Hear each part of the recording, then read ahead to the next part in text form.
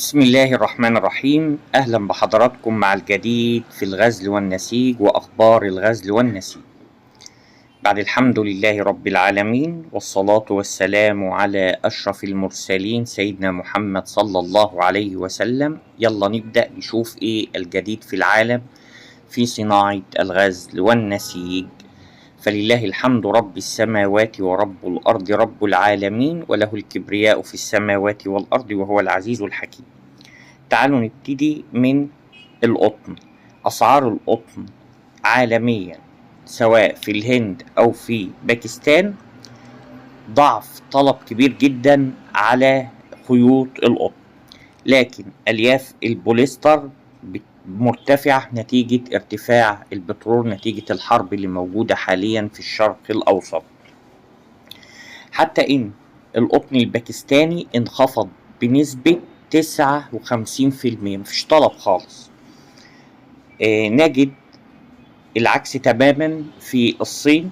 الصين صدرت أقمشة بقيمة 39.5 مليار دولار.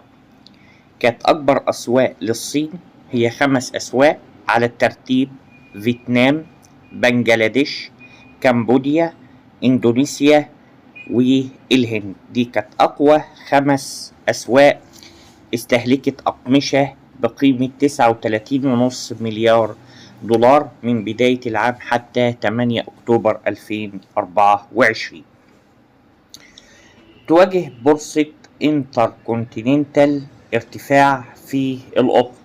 بدأ القطن حاليا يرتفع في أمريكا خاصة الأبلاند، وصل إلى حوالي 73.27 سنت للليبرا القطن الأمريكي، بسببين: نتيجة إن كان في هناك إضراب في المواني، العمال في أمريكا كانوا عاملين إضراب عشان ارتفاع الأجور، حاليا اتحلت المشاكل بتاعتهم.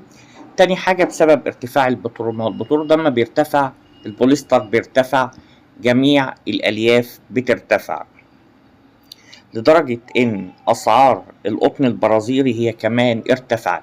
عموما العالم كله في الموسم، خلي بالك من المعلومة دي قوي، بينتج 25 مليون طن قطن شعر في الموسم. 25 مليون طن في الموسم. إنتاج العالم من القطن 25 مليون طن. تجد مثلا البرازيل نسبتها 3.8 مليون طن من هذه النسبة. ارتفعت برضك ألياف القطن البرازيلي والأمريكي، بينما في الهند وباكستان انخفضت. فعندنا خبر مهم في معرض كبير جدا اسمه إتما آسيا، هيبدأ من 14 إلى 18 أكتوبر 2024. شركة بيكانول الرائدة في ماكينات النسيج هتعرض حوالي 4 ماكينات. هتعرض مكنة سوبر ماكس والتي ماكس ريبير والأومني بلس الاير جيت.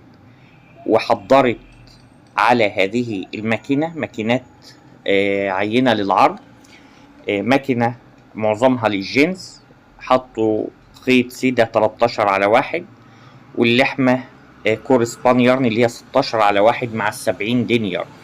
عشان إنتاج العالم دلوقتي كله الطلب حاليا أو أكتر حاجة مطلوبة حاليا هي أقمشة الجينز. أقمشة الجينز بالليكرا هتبقى خيط السيدة 13/1، خيط اللحمة 16/1 مع 70 دينار عشان يديك ليكرا. طبعا بتبقى حوالي 49 لحمة في السنتي، العرض تقريبا 91 بوصة. المكنة التانية المعروضة اللي هي الالتي ماكس هيبقى خيوط دي تي واي بوليستر 1000 دينار في السدة و1000 دينار في اللحمة.